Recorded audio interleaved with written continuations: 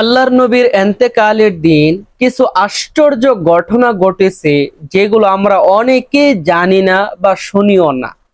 তো সেই আশ্চর্য ঘটনাগুলো কি এবং আল্লাহ রসুলের রূহ আজরাইল কিভাবে কবজ করেছেন, এই সব কিছু আজকের আলোচনাতে জানাবো। অনুরোধ করব ভিডিওটি না টেনে শেষ পর্যন্ত দেখেন, অনেক অজানা নতুন বিষয় জানতে পারবেন। সম্মানিত দিনী ভাই বোন, আপনি যদি আমাদের চ্যানেলে নতুন এসে থাকেন, দয়া করে চ্যানেলটি এখনই সাবস্ক্রাইব করে ফেলুন, যাতে এমন সুন্দর সুন্দর ইসলামিক ভিডিওগুলো প্রতিদিন সবার আগে আপনার কাছে পৌঁছে যায়। বা পেজটি ফলো দিয়ে সাথেই থাকুন। তো চলুন দেরি না করে আল্লাহর রসুলের এন্তেকালের দিন আশ্চর্য কি ঘটনা ঘটেছে এবং আল্লাহর নবীর রূহ আজরাইল কিভাবে কবজ করেছে আপনাদেরকে জানিয়ে দেই। আল্লাহ রসুল যেদিন মারা যাবেন, অসুস্থ, ঘরের মধ্যে শোয়া, পাশে আল্লাহ নবীর পরিবারের সদস্যরা বসে আছে। আল্লাহর নবীর কলিজা টুকরা মেয়ে ফাতেমা রাদিয়াল্লাহু তাআলা আনহাও বসা। কিছুক্ষণ পরে ঘরের দরজায় দাঁড়িয়ে কে যেন বারবার সালাম দিতেছে। আল্লাহ রসুল ফাতেমাকে বলতেছে যে, মা একটু দেখো না, ঘরের দরজায় দাঁড়িয়ে কে যেন বারবার সালাম দিতেছে। বোঝা যাইতেছে সে ঘরে আসার অনুমতি চাইতেছে। দরজাটা খুলে দেখো কে এসেছে। ফাতেমা রাদিয়াল্লাহু তাআলা আনহা দরজা খুলে অবাক হয়ে গেলেন, আশ্চর্য হয়ে গেলেন। দরজা খুলে চিৎকার মেরে বলতেছেন যে, বাবা, ঘরের দরজায় এমন একজন মানুষ দাঁড়ানো, যে মানুষকে আমি এই মক্কা মদিনাতে এর আগে কোনোদিন দেখি নাই, যে মানুষের চেহারার সাথে মক্কা মদিনার কোনো মানুষের চেহারারও মিল পাইতেছি না, এমন মানুষ আমি কোনোদিন দেখি না। ফাতেমা রাদিয়াল্লাহু তাআলা আনহার এই কথা শুনে আল্লাহ রসুলের বুঝতে আর বাকি রইল না। আল্লাহ রসুল বললেন, মা হাদা মালাকুল মাউত, মা এটা হলো মালাকুল মাউত আজরাইল, যিনি সমস্ত মায়ার বাঁধন ছিন্ন করে মানুষকে পরপারে নিয়ে যায়, যিনি রূহ কবজ করে মানুষকে দুনিয়া থেকে কবরে নিয়ে যায়। এই কথা শুনে ফাতেমা রাদিয়াল্লাহু তাআলা আনহা বলতেছেন, আব্বাজান, আজকে আপনি কয়েকদিন যাবত অসুস্থ, আপনার শরীর ভালো না, আবার আজকে আমাদের বাসায় আজরাইল কেন আসছে আমি ফাতেমার বুঝতে বাকি নাই। আপনাকে নেওয়ার জন্য এসেছে? না না, আপনাকে নিয়ে যাওয়ার জন্য দিব না। আজরাইলকে ঘরে ঢোকার অনুমতি দিব না, ঘরের দরজাও খুলবো না, আজরাইলকে আপনার কাছে আসতে দিব না। এমনি আল্লাহ রাসূল বলতেছেন যে, মা, আজরাইল কিন্তু কারুর দরজায় অনুমতি নিয়ে ঢুকতে হয় না।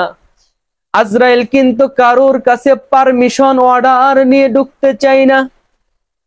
কিন্তু আমি নবীর ঘরে আজরাইল অনুমতি নিয়ে ঢুকতে চাই, পারমিশন নিয়ে ঢুকতে চাই। এটা হলো আমি নবীর সম্মান, এটা হলো আমি নবীর মর্যাদা। ও ফাতেমা, তুমি যদি আজরাইলকে ঘরে ঢোকার অনুমতি নাও দাও, আজরাইলের কিন্তু আল্লাহর পক্ষ থেকে ঘরে ঢোকার অনুমতি রয়েছে। তুমি যদি দরজা নাও খুলো, আজরাইল কিন্তু ঘরের ভিতরে প্রবেশ করতে পারবে। কারণ আজরাইলের ঘরের ভিতরে প্রবেশ করতে কোনো দরজা জানালা দরকার হয় না। কেউ যদি কাচের গ্লাসের ভিতরেও লুকিয়ে থাকে, ওইখানেও কিন্তু আজরাইল ঢুকতে পারে, ঢুকার ক্ষমতা আজরাইলের রয়েছে। সুতরাং অনুমতি দিয়ে দাও, আজরাইলকে আমার কাছে আসতে দাও। এমনি আজরাইল আলাইহিস সালাম আল্লাহ রসুলের কাছে আসলেন। আয়েশা বলতেছে, ইয়া রাসূলুল্লাহ, আপনার উপর হাজারো সালাম, আপনাকে নিয়ে যাওয়ার জন্য এসেছি। আল্লাহ রসুল বলতেছেন, জিবরাইল, যাব কি যাব না একটু পরে তোমাকে বলবো। হাত্তা ইয়াতিয়ানি জিবরাইল, দেখি আল্লাহর পক্ষ থেকে জিবরাইল কি হুকুম নিয়ে আসে, একটু অপেক্ষা কর।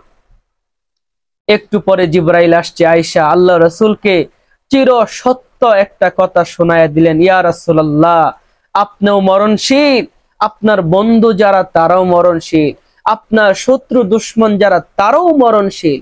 পৃথিবীতে কেউ থাকতে পারে না, পারবে না, পারেও নাই।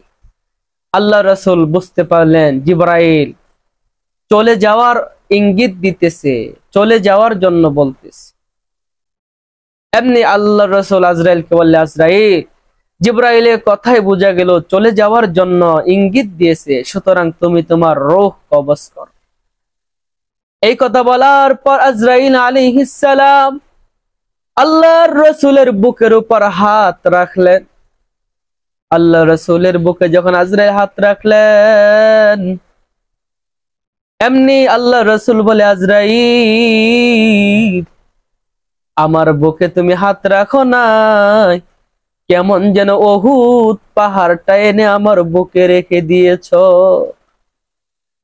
এমনি আজরাইল বলে, ইয়া রাসূলুল্লাহ, ইয়া হাবিবাল্লাহ, আপনার পূর্বে কোনদিন কারোর রূহ এত সহজে কবজ করি নাই, কারোর বুকে এত নরম ভাবে, এত সুন্দর ভাবে হাত রাখি নাই গো নবী। আপনি পরেও পৃথিবীর কোন মানুষকে এত নরম ভাবে, এত সহজ ভাবে রূহ কবজ করব না। সময় তো ভাই বোন, একটু চিন্তা করে, যে মানুষটা পৃথিবীর সর্বশ্রেষ্ঠ মানব মুহাম্মদুর রাসূলুল্লাহ, যার রূহ আজরাইল বলতেছে পৃথিবীর সবচেয়ে সহজ, সুন্দর, নরম ভাবে কবজ করতেছে, তারপরেও আল্লাহ রাসূল বলতেছেন বুকে যেন উহুদ পাহাড় রেখে দেওয়া হয়েছে। একটু চিন্তা করেন আমাদের অবস্থাটা কেমন হবে। আল্লাহু আকবার।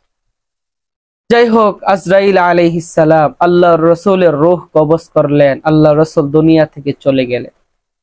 এই ছিল আল্লাহ রাসূলের ইন্তেকালের সময়ের কিছু আশ্চর্য ঘটনা এবং কিছু শিক্ষণীয় ঘটনা। সময় তো ভাই বোন, ভিডিওটি যদি ভালো লাগে অবশ্যই একটা লাইক করবেন, ভিডিওতে একটা কমেন্ট করবেন। আপনাদের জন্য আমি বিশেষ করে দোয়া করব আল্লাহর কাছে, যেন আল্লাহ তাআলা আমাদের সবাইকে ঈমানি মৃত্যু দেয়, সুন্দর সহজ মৃত্যু দান করে। যারা সুন্দর সহজ মৃত্যু চান তারা অবশ্যই ভিডিওতে একটা লাইক এবং কমেন্ট করে যাবেন। এবং অনুরোধ করব যারা চ্যানেলটি সাবস্ক্রাইব করেন নাই, এখনই সাবস্ক্রাইব করে দেন, যাতে এমন সুন্দর সুন্দর ইসলামিক ভিডিও প্রতিদিন সবার আগে আপনার কাছে পৌঁছে যায়। বা পেজটি লাইক ও ফলো করে দেন। অনুরোধ করব ভিডিওটা একটা শেয়ার করে দিবেন। আপনার একটা শেয়ারে হয়তো অনেক মানুষ ভিডিওটা দেখে উপকৃত হবে, আপনি সওয়াব পাবেন।